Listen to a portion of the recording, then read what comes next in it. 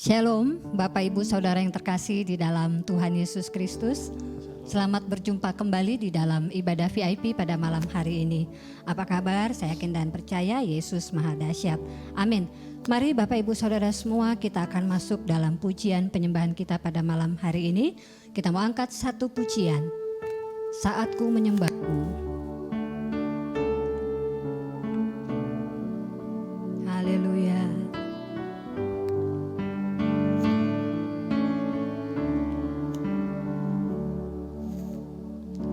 Saatku menyembahmu,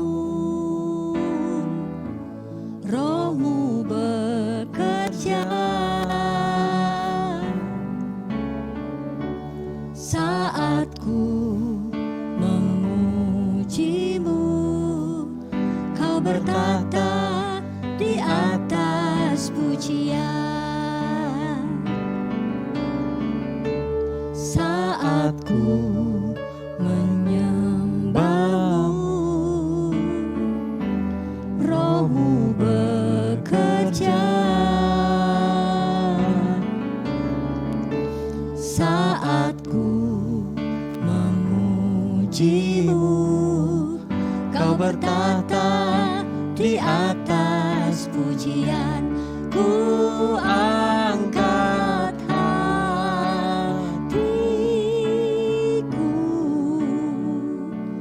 ku pandang kekudusan-Mu.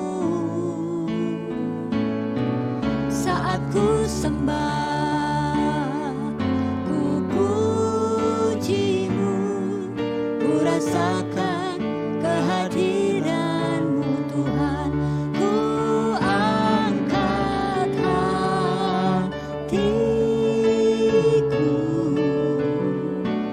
ku pandang kekudusan-Mu. Saat ku sembah, ku puji-Mu, ku rasakan kehadiran-Mu Tuhan. Ku angkat hatiku, ku pandang kekudusan-Mu. Saat ku sembah, ku puji-Mu, ku rasakan kehadiran-Mu Tuhan. Ku rasakan kehadiran-Mu Tuhan. Ku rasakan kehadiran-Mu Tuhan. Haleluya.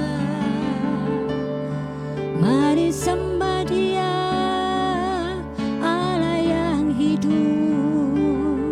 Terima kasih Tuhan, kami mau memuji menyembah-Mu. Kami mau bermazmur bagi nama-Mu Tuhan. Kami mau menikmati kehadiran-Mu. Haleluya. Terima kasih Yesus. Terima kasih Bapa kami yang bertata dalam kerajaan surga. Sungguh kami mengucap syukur Tuhan pada malam hari ini. Kau bawa kami hamba-hamba-Mu, jemaat Tuhan yang berada dimanapun mereka berada. Kau bawa kami duduk diam di bawah kaki-Mu Tuhan, mendengarkan kebenaran firman Tuhan, untuk kami semakin dikuatkan. Kami yakin dan percaya Bapa, kalau pada malam hari ini Tuhan, lawatan-Mu, urapan-Mu turun atas setiap kami, sehingga kami malam hari ini yang lemah dikuatkan, kami yang sakit disembuhkan, bahkan kami yang hampir berputus asa Tuhan, Engkau berikan pengharapan yang baru. Terima kasih, berkati hamba-hamba-Mu yang melayani pada malam hari ini Tuhan. Biarlah kami juga boleh melayani dengan penuh sukacita Tuhan, dan semuanya itu hanya untuk hormat kemuliaan nama Tuhan. Terima kasih Bapa, saatnya kami mau mendengarkan firman Tuhan. Urapi hamba-Mu yang akan menyampaikan kebenaran firman Tuhan, biar itu menjadi rema dalam hidup kami dan kami dimampukan untuk menjadi pelaku firman-Mu yang hidup. Terima kasih Bapa, di dalam nama Tuhan Yesus Kristus kami mengucap syukur dan berdoa. Amin.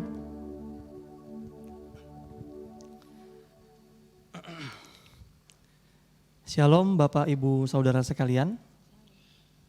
Senang sekali saya bisa kembali hadir untuk menyampaikan kebenaran firman Tuhan, hadir bagi Bapak Ibu Saudara sekalian.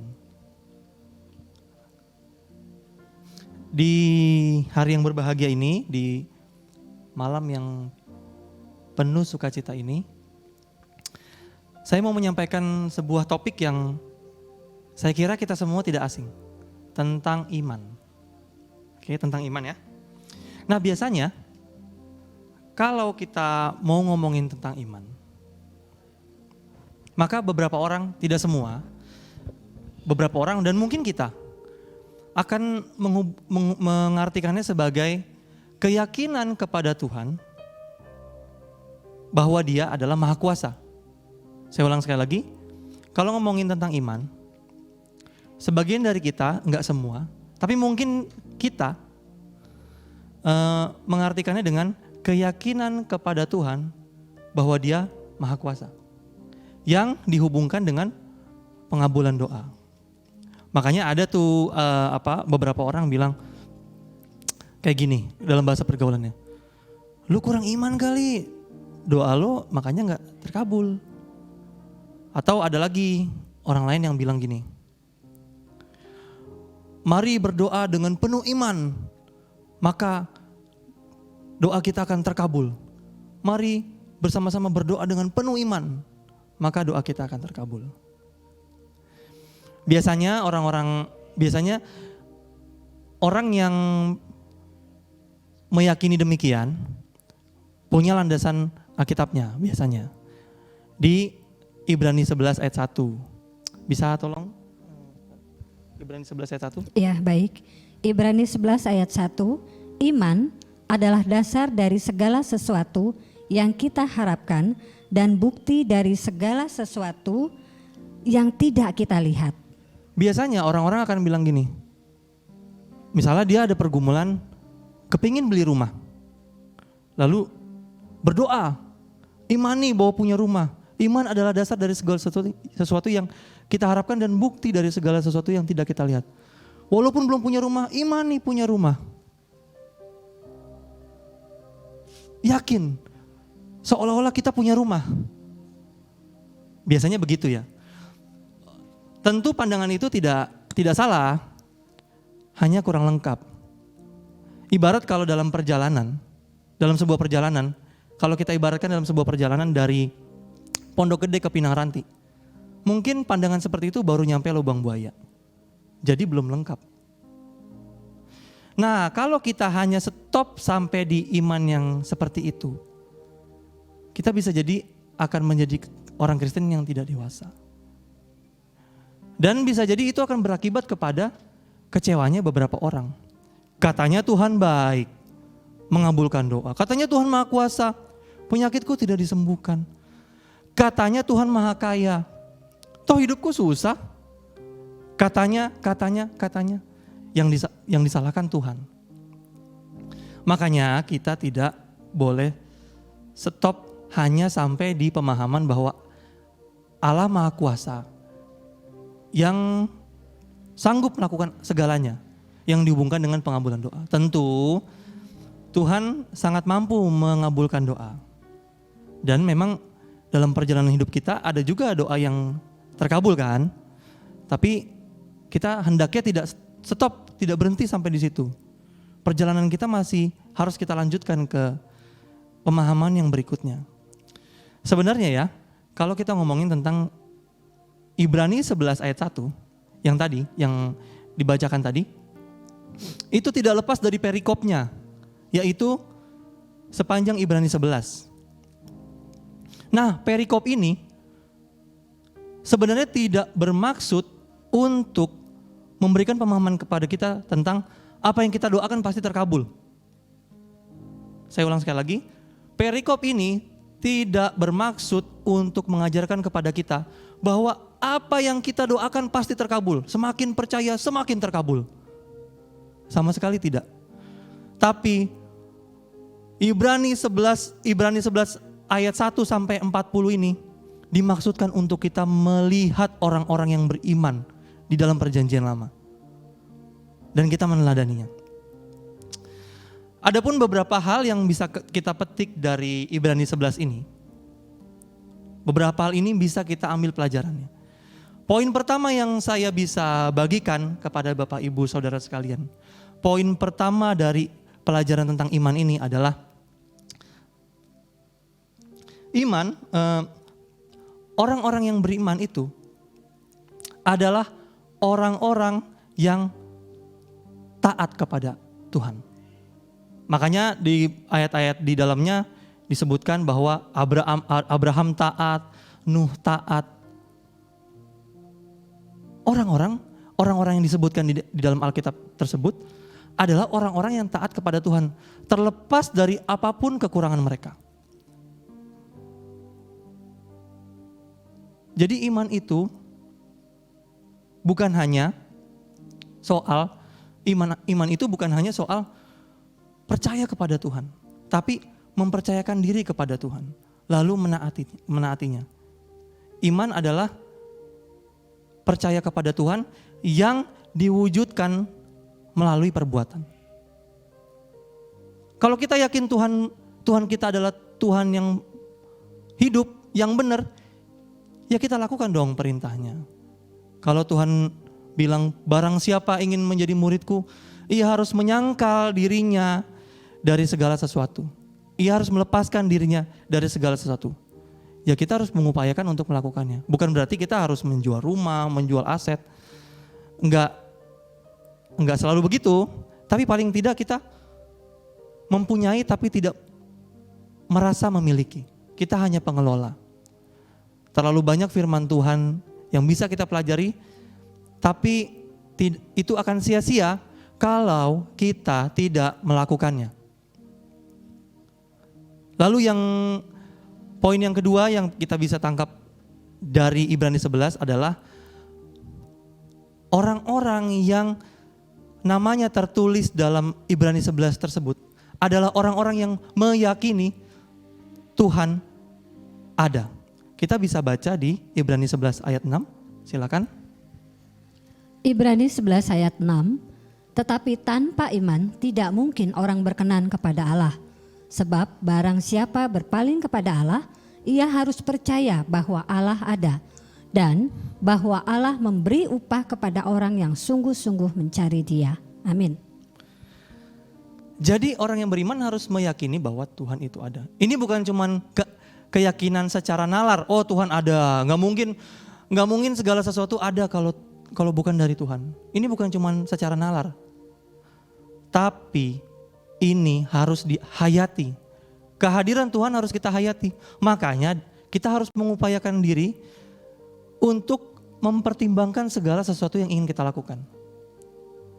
Kira-kira aku harus ngomong apa ya? Kenapa ya aku ngomong itu ya? Dasarnya apa ya? Misalnya ngomong, kamu cantik deh. Itu bagus. Tapi kalau kita ngomong, kamu cantik tapi dalam hati menyindir, itu yang harus kita pertimbangkan. Kira-kira kita pantas gak? Kenapa kita mengatakan itu? Atau mungkin kita salaman sama orang, tapi dalam hati kita penuh dengan kebencian. Salaman itu tidak salah, tapi salaman dengan hati yang menyimpan kebencian, itu yang harus kita selidiki dalam hati kita. Kenapa kita begitu? Tapi bukan berarti kita jadi gak salaman. Yang terbaik adalah mencoba untuk mengampuni, walaupun sulit ya.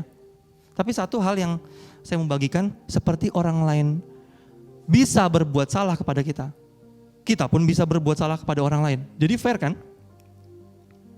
Adil kan? Dan kalau Tuhan Yesus mau mengampuni semua orang, termasuk orang yang bersalah kepada kita, Masa kita tidak mau mengampuni sih? Ya memang susah, faktanya susah dalam kenyataan hidup. Disakiti orang, usaha ditikung. Banyak yang kita lalui yang mungkin membuat kita merasa tersakiti oleh orang lain. Ya itulah hidup. Tidak ada hidup tanpa rasa sakit.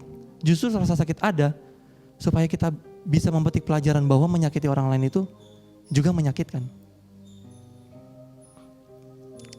Saya ulang sekali lagi. Keyakinan kepada Tuhan bukan hanya berhenti sampai di keyakinan secara nalar. Oh Tuhan itu ada, segala sesuatu diciptakan oleh Tuhan. Tidak mungkin segala sesuatu ada tanpa Tuhan ada. Tanpa ada yang mengadakan. Jangan sampai stop di situ saja. Tapi harus dihayati. Mungkin agak sulit menghayati kehadiran Tuhan. Bukan mungkin, pasti sulit. Tapi saya pernah berpikir gini. Kalau kita di gereja kita bisa loh jaga sikap. Di antara kita mungkin ada yang suka ngomong kotor, keceplosan gitu di luar gereja. Tapi waktu di gereja kayak mau ngomong, iya kita bisa loh jaga sikap. Karena kenapa? Karena di gereja kita pikir itu tempat suci. Ada Tuhan. Nah, cara pandang seperti itu harus kita bawa di dalam kehidupan kita sehari-hari. Kenapa? Karena gereja itu tubuh kita. Tubuh kita ini adalah bait Roh Kudus.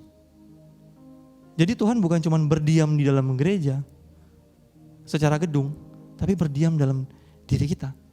Jadi sebaiknya seperti kita menjaga sikap di gereja, kita juga harus menjaga sikap di luar gereja. Bahkan dalam kesendirian kita harus menjaga sikap. Nah ini yang sulit memang. Dan pastilah kita harus berusaha dan yakin bahwa Tuhan pasti menolong kita. Karena Roh Kudus diberikan kepada kita untuk menuntun kita kepada segala kebenaran. Oke, yang ketiga.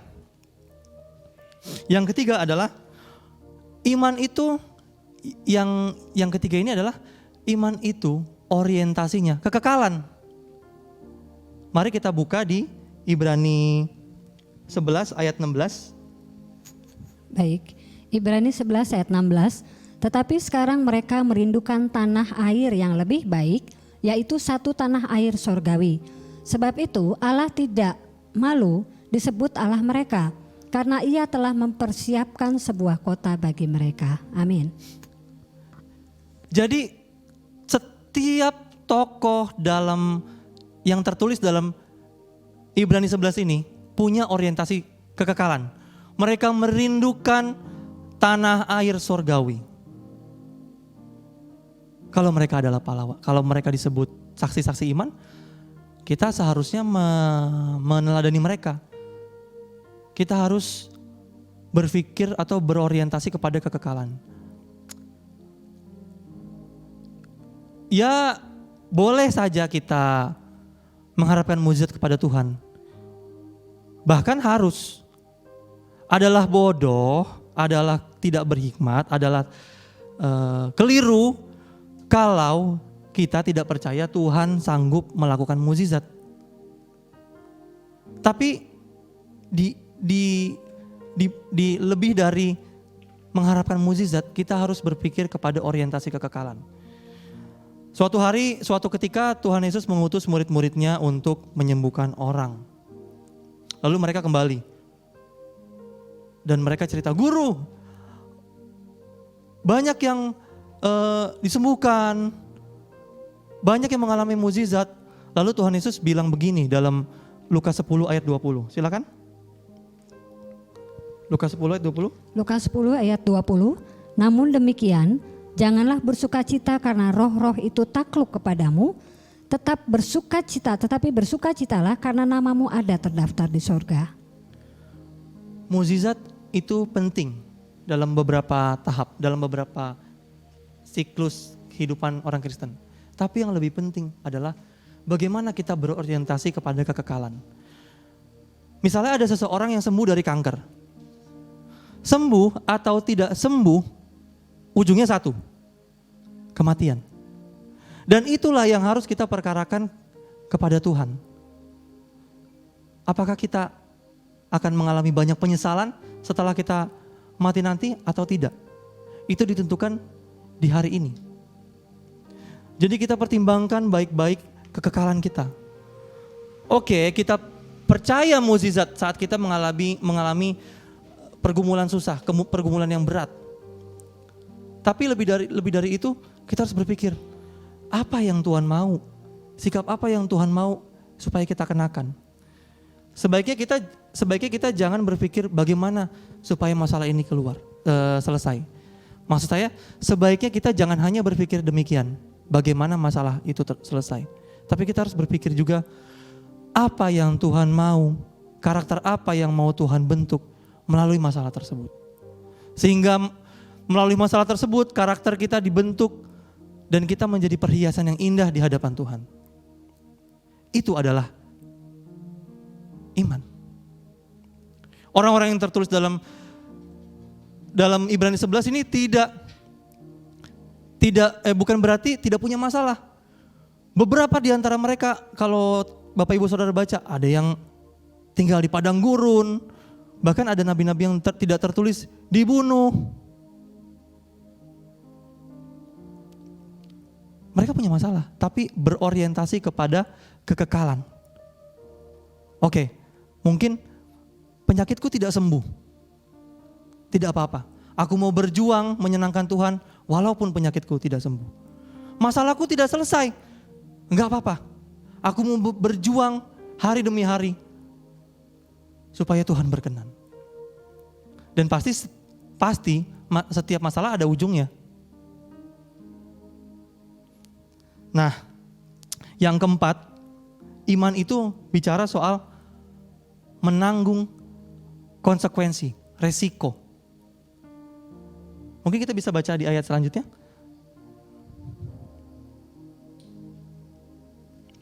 Ibrani 11 ayat 39, dan mereka semua tidak memperoleh apa yang dijanjikan itu, sekalipun iman mereka telah memberikan kepada mereka suatu kesaksian yang baik.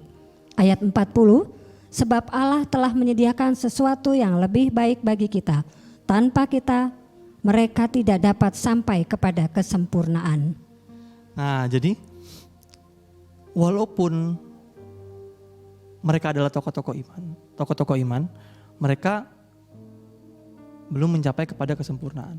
Dan hidup mereka pasti punya resiko terhadap iman. Kita lihat beberapa tokoh iman, Daud pun dalam keyakinannya diuji kan. Elia pun dikejar-kejar sama Ratu Izebel. Begitu juga nabi-nabi yang lain.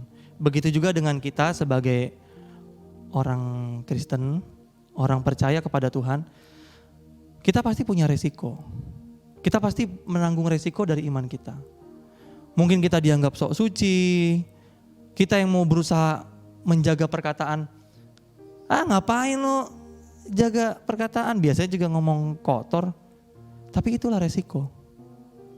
Iman itu tidak hanya soal hal-hal yang menyenangkan, tapi yang sangat beresiko.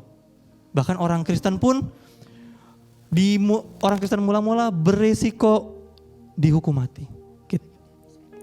Oke. Jadi inti dari semuanya itu ada tertulis dalam Ibrani 12 ayat 1 Baik, sampai Ibrani 12 ayat 1 dengan perikop judulnya nasihat supaya bertekun dalam iman.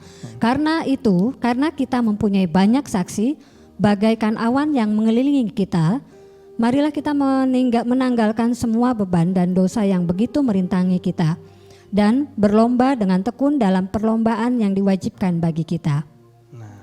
Ayat 2, marilah kita melakukannya dengan mata yang tertuju kepada Yesus yang memimpin kita dalam iman dan yang membawa iman kita itu kepada kesempurnaan, yang dengan mengabaikan kehinaan tekun memikul salib ganti sukacita yang disediakan bagi Dia yang sekarang duduk di sebelah kanan tahta Allah. Amin. Tujuan iman kita adalah Tuhan Yesus. doanya tidak waktu dia minta cawan dilalukan, dia tetap menghadapi penyalipan, tapi dia tetap melakukan dengan excellent. Seperti itu yang bisa saya sampaikan. Semangat untuk hidup dan selamat untuk hidup beriman. Kita berdoa. Tuhan Yesus, terima kasih untuk kesempatan pada malam hari ini kami dapat belajar mengenai iman. Kami berharap kami bisa meneladanimu agar Engkau disenangkan.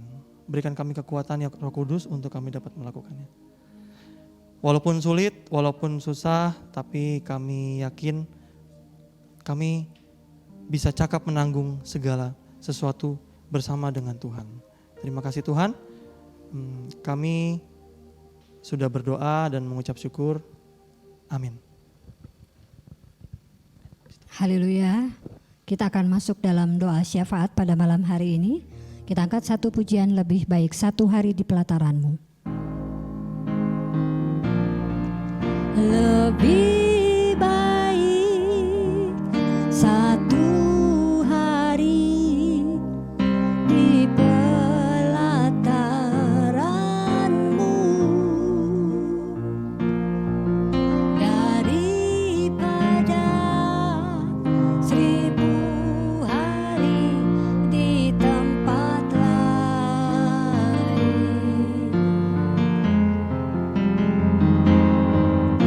Memujimu, menyembahmu, Kau Allah yang hidup, dan menikmati semua kemurahan-Mu, dan menikmati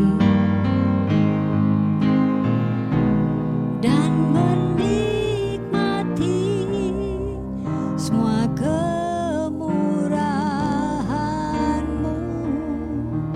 Sekali lagi kita mau menikmati kemurahan Tuhan dan menikmati semua kemurahan-Mu. Haleluya.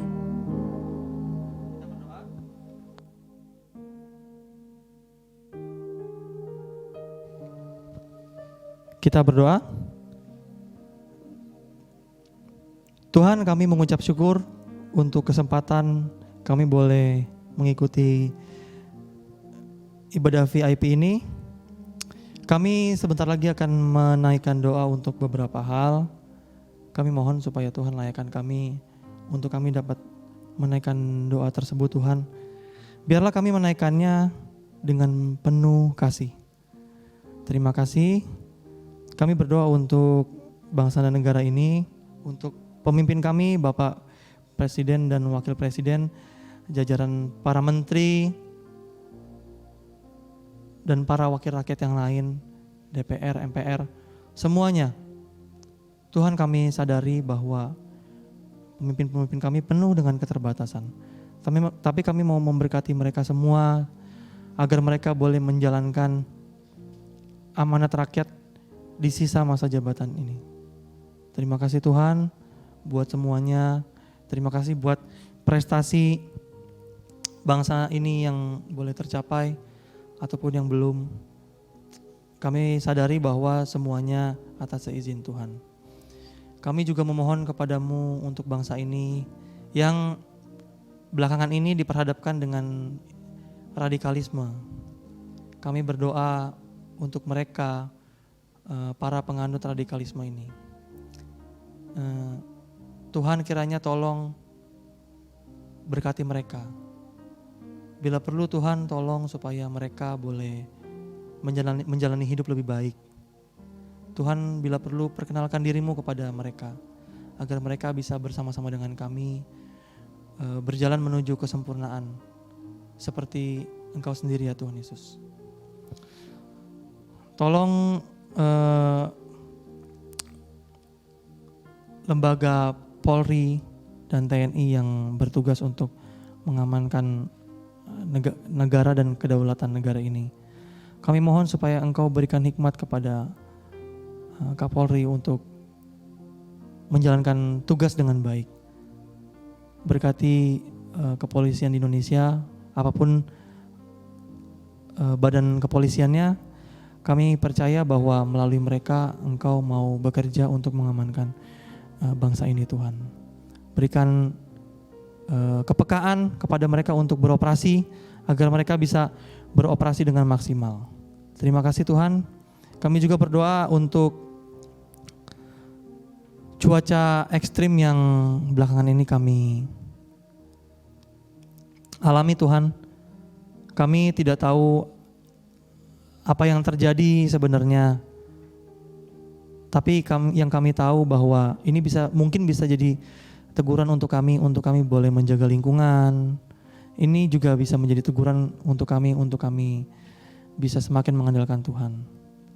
Dan kami memohon Tuhan supaya kami diberikan kesehatan di tengah-tengah cuaca ekstrim ini Tuhan. Kami diberikan kekuatan untuk kami dapat menjalaninya, terutama dalam situasi pandemi seperti ini Tuhan. Sudah sekian tahun kami menghadapinya. Kami percaya Engkau akan membuat kami melaluinya. Terima kasih Tuhan. Kami menyerahkan diri kami sepenuhnya ke dalam tangan Tuhan. Biarlah hari-hari kami boleh menjadi hari-hari yang mempertimbangkan tingkah laku kami, perkataan kami, dan biarlah kami boleh semakin menghayati kehadiran Tuhan. Terima kasih. Kami menutup doa ini dengan doa sempurna yang telah Engkau ajarkan kepada kami. Bapa kami yang di surga, dikuduskanlah namamu, datanglah kerajaan-Mu, jadilah kehendak-Mu di bumi seperti di surga. Berikanlah kami pada hari ini makanan kami yang secukupnya, dan ampunilah kami akan kesalahan kami, seperti kami juga mengampuni orang yang bersalah kepada kami. Dan janganlah membawa kami ke dalam pencobaan, tetapi lepaskanlah kami dari yang jahat, karena Engkau yang punya kerajaan dan kuasa dan kemuliaan sampai selama-lamanya. Amin. Mari kita arahkan hati kita, mari kita menjadi saksi bagi Tuhan dimanapun kita berada. Mari kita bersama-sama menyenangkan hati Tuhan. Mari kita siap untuk diberkati untuk menjadi berkat. Amin.